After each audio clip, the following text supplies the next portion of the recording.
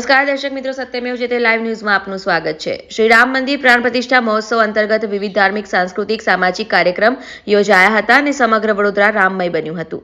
શહેરના વાઘોડિયા ચોકડી બ્રિજ નીચે આવેલા દ્વારકાધીશ હોટલ દ્વારા આજે રામ મંદિરની પ્રાણ પ્રતિષ્ઠા પ્રસંગે રક્તદાન શિબિરનું આયોજન કરાયું હતું। આયુષ બ્લડ બેંકના સહયોગથી યોજાયેલ રક્તદાન કેમ્પમાં મોટી સંખ્યામાં રક્તદાતાઓએ રક્તદાન કર્યું હતું। 500 વર્ષના લાંબા ઇંતજાર પછી આપણે જ્યારે અયોધ્યામાં રામનું પ્રાણ પ્રતિષ્ઠા મંદિરની સ્થાપના થઈ ત્યારે અમે એની ખુશીમાં દ્વારકાધીશ હોટલે બ્લડ બેંકનું આયોજન કરેલ છે, સાથે સાથે ચા અને નાસ્તાનું પણ આયોજન કરેલ છે। તો વડોદરાની જાહેર જનતાને ભાવભર્યું આમંત્રણ છે।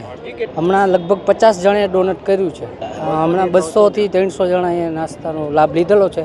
બાકી રહી ગયેલી તમામ જનતાને નાસ્તા તથા બ્લડ ડોનેશન કરવા ભાવભર્યું આમંત્રણ છે। અનુભૂતિમાં એવું છે કે બ્લડ ડોનેશન છે એ રામ મંદિરનું આજે નવનિર્માણ જ્યારે થઈ રહ્યું હોય ત્યારે જે કોઈ લોકોને પોતાની યથાશક્તિ પ્રમાણે દાન પુણ્ય કરતા હોય, અમારા ફિલ્ડ પ્રમાણે રક્તદાન એ બધાથી શ્રેષ્ઠ દાન માનવામાં આવ્યું છે અને રક્તદાન કોઈ એક જણને દાન કરવાથી કોઈ પણ એક પણ જો જિંદગી બચી શકતી હોય તો આનાથી મોટું કોઈ દાન નથી।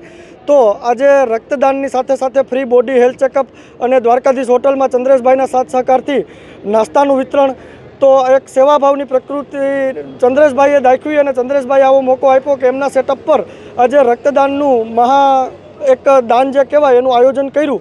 તો આજે બહુ ખુશીની અનુભૂતિ થાય છે કે ઘણા બધા લોકો જે જાગૃતતા આવી છે, ઘણા બધા લોકો હોંશે હોંશે આજે રક્તદાન કરવા માટે આવ્યા છે, જે પોતાની નૈતિક ફરજ સમજીને આવ્યા છે। આ રક્તદાનથી જો કોઈ પણ 2-5 જિંદગીઓ બચી જાય તો એ બહુ મોટી વસ્તુ કહેવાય। આજના સમયમાં કોઈપણની જિંદગી બચાવવી એ સૌથી મોટું દાન છે। તો આ જે કાર્ય રામ મંદિરના નિર્માણ નિમિત્તે જે કાર્ય કરીએ એ માટે બહુ ખુશીની અનુભૂતિ થઈ રહી છે।